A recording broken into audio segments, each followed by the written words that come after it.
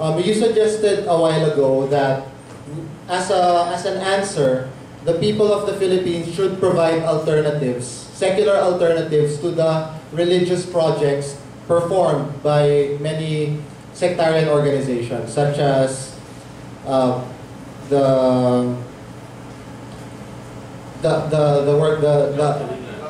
Gawad Kalinga there.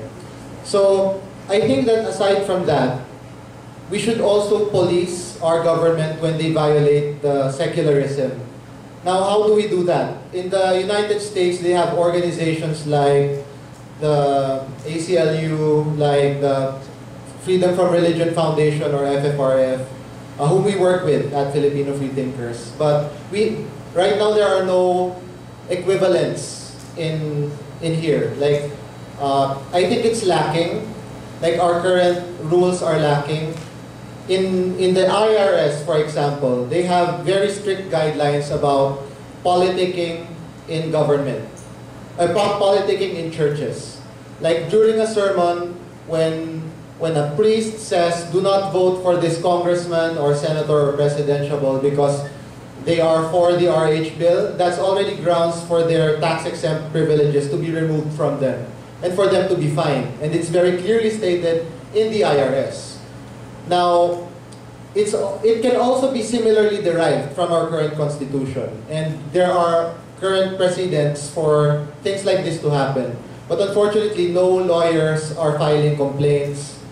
And how do you suggest that we go about doing this? And before you answer that, I'd like to volunteer the services of our organization. We'd very much support any initiative that you would start or organize. Thank you very much. One last final question from the floor for this round. Yes. Okay, good morning. I'm Lydia N, a graduate student from the Ateneo de Manila University, also serving as program officer of the Active Citizenship Foundation. Dr. Lydia was my teacher in the undergrad, by the way. So one of the questions, one of the things that come to my mind while I was listening to the lecture is that there seems to me, from both sides, the secular side and religious institutions, there seems to be mutual fear of both. For what? Religious institutions, especially those in the CBCP and other opponents of the reproductive health bill, and not only in the reproductive health bill, also in other issues before and other issues which may come up in the future, there seems to be an institutional fear of secularization. I mean, we don't need to. This fear is understandable because secularization as a project, as mentioned by our friend here, it is precisely about doing away with the relevance of religion. In the same manner, other proponents of reason-based thinking are being impinged upon by the sovereign positions of religious institutions, which unfortunately has always been marked by church institutions. So it seems that might we not frame the situation as not exactly about the conflict of religion and politics, but the fact that our practice in the public space is no longer has been marked by mutual intolerance for such a long time now. It seems to me that in our participation in the public space, we profess to be democratic people, but then again, we are not willing to listen to other people who are differing from our perspectives. I mean, I'm not judging anyone here, but we cannot deny that many secularist groups impose venal rhetoric that alienate really people who are religious, and in the same manner, many religious actors also deploy venal rhetoric that alienates other people who prefer to use their reason. So, are we not perhaps missing out something when we don't consider the fact that the reason why religion and politics are always in conflict is because there is no valuation of how they actually harmonize in the democratic process. So there, thank you. Thank you. I would now like to give our speakers a chance to respond. Professor Pangalangan first, and then Professor you go first. Would you like to start? Thank you. Is it okay? Okay, so first to address, he's not here anymore, Professor Andrews. Yeah, I share his fear that, the church is, let me use a strong word, fooling the people by saying, not the church, the CPCB is fooling the people by saying that RH here is pro-abortion.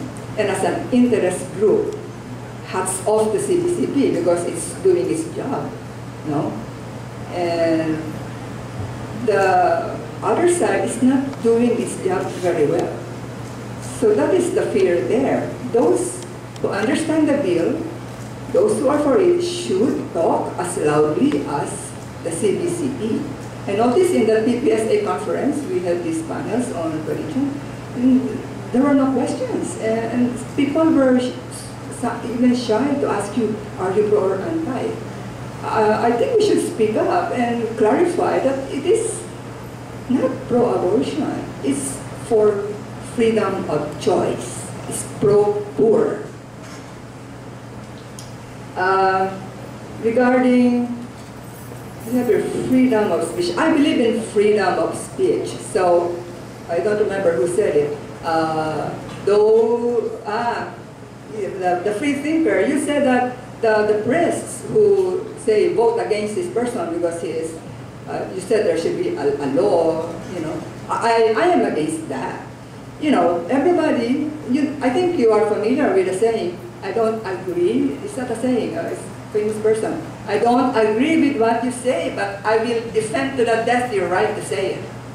So let them speak up. Let them speak up. There cannot be a law, punishing them for saying those things because we respect freedom of speech. And I repeat what I say, that the other side should equally speak up. Should be given also a chance to speak up. And I'm sorry I forgot about atheism because I keep on saying all religions. Yes, you are right. There are also people who do not believe in God or any superhuman being, and they should be included. Yes, and they have the right to be so.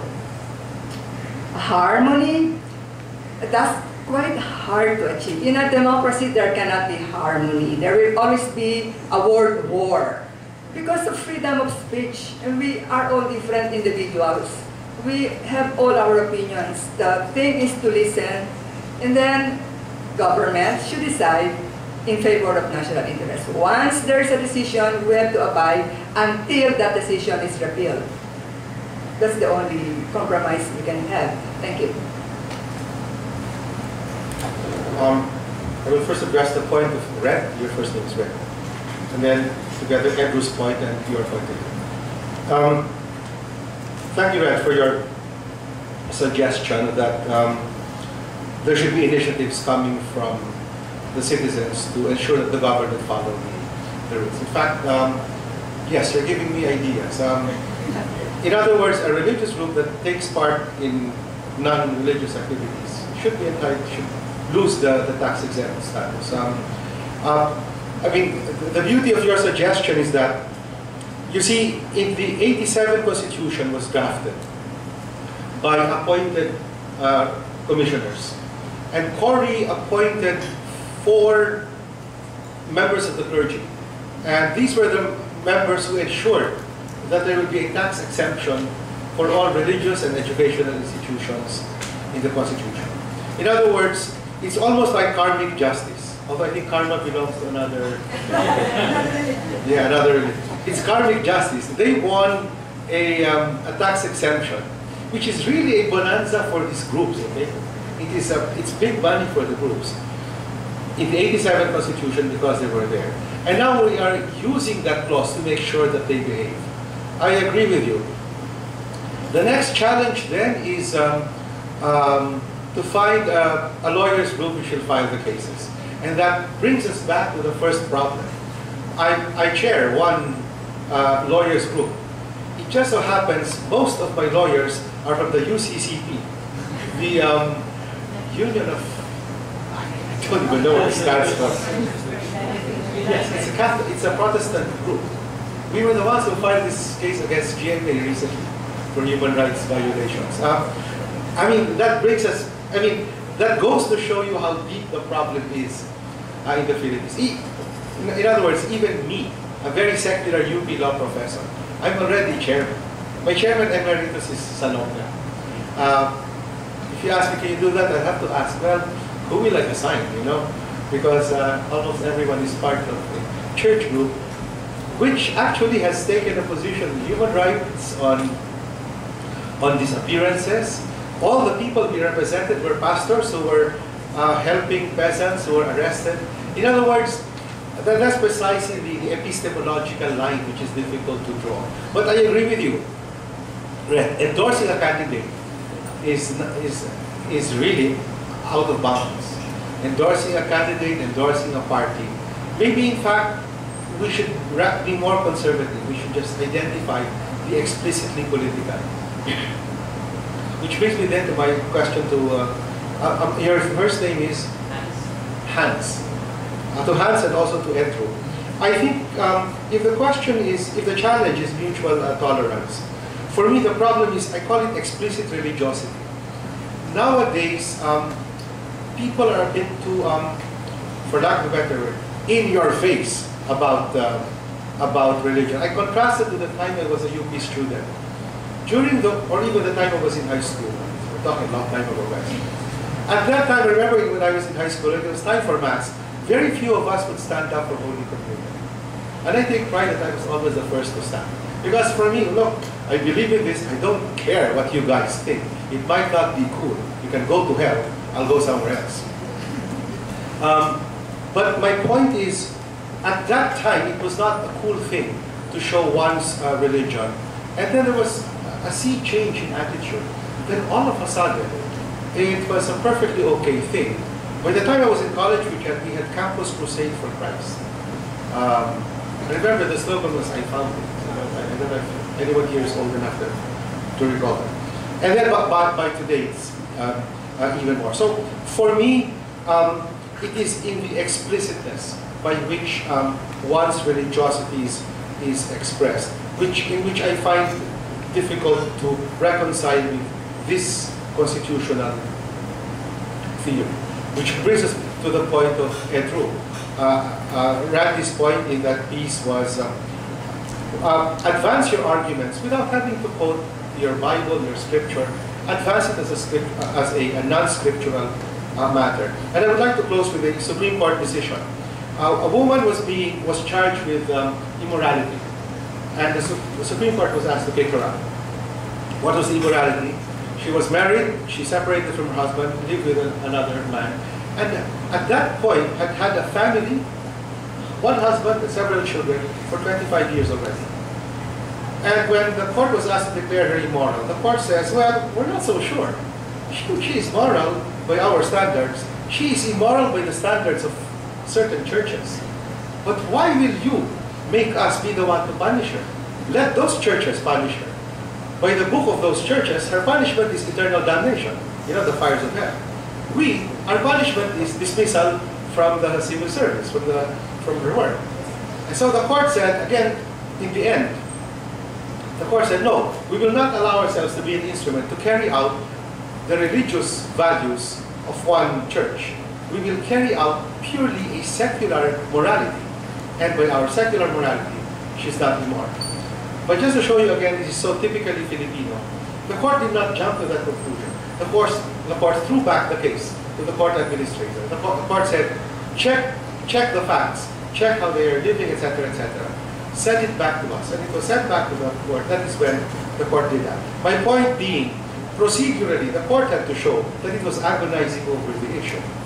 And in the end, still ruled that they will discipline her purely according to a secular morality, not to a religious morality. Thank you. I think we have time for one more round of questions. You, sir, and then Robert.